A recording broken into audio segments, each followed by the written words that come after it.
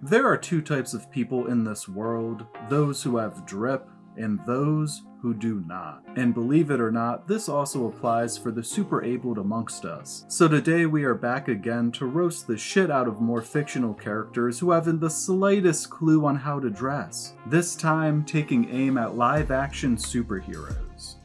Starting things off with a bang, we gotta talk about Deadpool from X-Men Origins Wolverine. I mean, just look at what they did to my boy. They massacred my boy.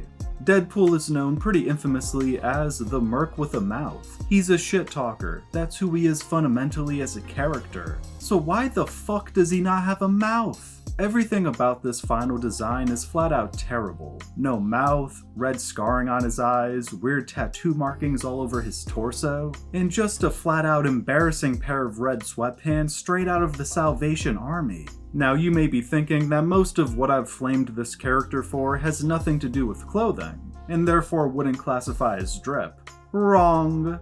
Drip is far more than your clothing. Weapons, hairstyle, or lack thereof, and just your general appearance all come into play for having good or bad drip. And this is simply a Deadpool with no aura. He doesn't have the iconic red suit, nor his iconic pistols. They had a glorious suit from the comics that they could have used, and instead served us up some bullshit. Just an absolutely embarrassing outing from Fox here, and I'm glad that this dripless Deadpool has been left for dead. The Phantom may be a superhero that most of you are unfamiliar with, but back in 1996, he made his on-screen debut to show us all how not to dress. An almost all purple suit is something that very few superheroes could pull off, but this skin-tight scuba diving outfit just looks ridiculous. Nothing would strike less fear in my heart than seeing a grown-ass man rocking purple tights. I mean, he legit looks like he's wearing some pantyhose. And the headwear is a tragic disaster as well. The purple cowl with the weird widow's peak for some reason, in conjunction with the black raccoon mask, just looks straight up bizarre. The Phantom is a role that was supposedly passed down from father to son for generations upon generations, kind of like the Black Panther mantle for like 400 plus years or something like that. And you're telling me that nobody in that lineage had the wherewithal to change the costume? Every single one of them saw this dog water purple spandex and thought to themselves, oh yeah, this is badass. You can miss me with that bullshit and miss me with this drip. Now I am truly sorry, Canada, but I have to roast your boy again, because Green Lantern also has no drip. Look, it's not Ryan Reynolds' fault per se. He didn't create the costume or character designs for Origins Wolverine or Green Lantern, but my god, does this green CGI suit look horrendous. And this instance is not just a matter of the computer graphics aging poorly, because I watched this movie in theaters when it first came out, and this was some dumpster juice way back then as well. Even a 12-year-old Screen Stories upon first watch knew that this was some bullshit. Just look at the mask. Brother, ugh, what's that? He looks like a green computer animated raccoon for Christ's sake.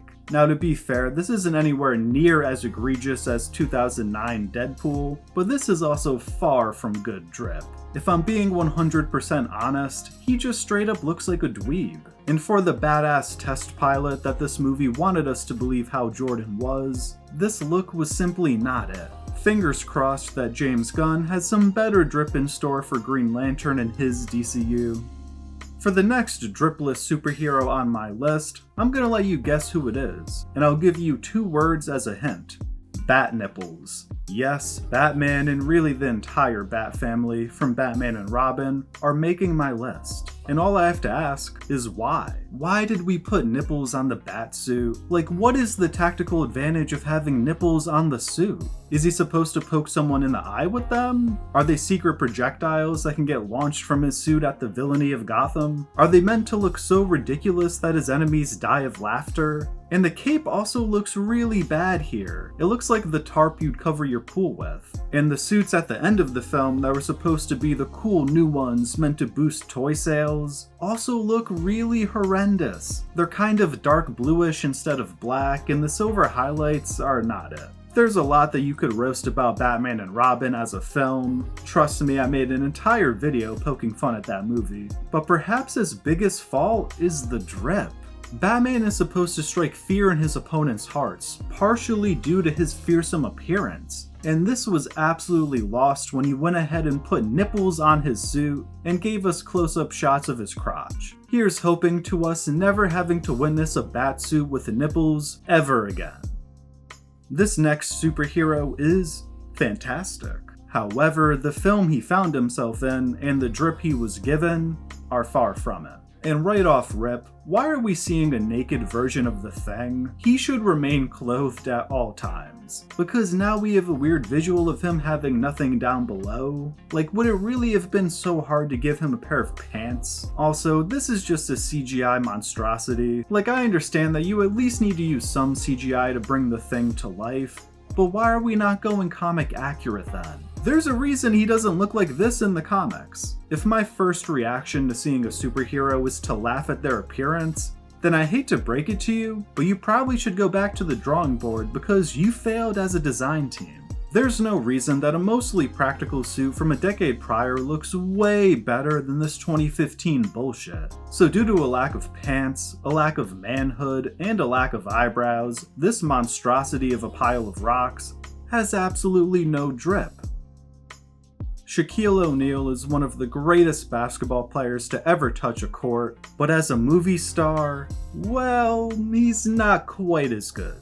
And movie quality to the side, Shaq as Steel is the very antithesis of the word drip. Where do I even start? I mean, he looks like a RoboCop reject for starters. I feel like this could have been a demo suit that they tested for a shitty RoboCop sequel, and then promptly thrown away due to looking ridiculous. And yet again, which is a bit of a theme on this list, the headwear is a fucking disaster. It essentially looks like a shitty version of a Dr. Doom mask. And the way that there's just two unattached flaps at the bottom of the mask just looks weird to me. And I get that he's steel, so his costume is going to be made out of steel. That's sort of the whole point. But we can paint steel, my brother. It doesn't have to all be a boring shade of gray. We could maybe work some colorful highlights into the suit, or even just add the red cape from the comics. You're supposed to be inspired by Superman, so why not use his colors? The perfect word to describe 1997 Steel is bland.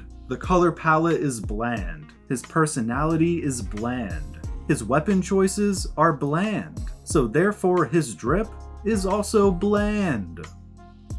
Well, if you made it this far, thank you for watching, and please let me know in the comments who are some superheroes that you think just have absolutely horrendous drip. And if you did enjoy this video, please feel free to drop a like or subscribe for more Screen Stories content. I do lighthearted content, I do rants, I do video essays, I break down scenes, I do it all. So you might just find something else you like. Until next time, peace.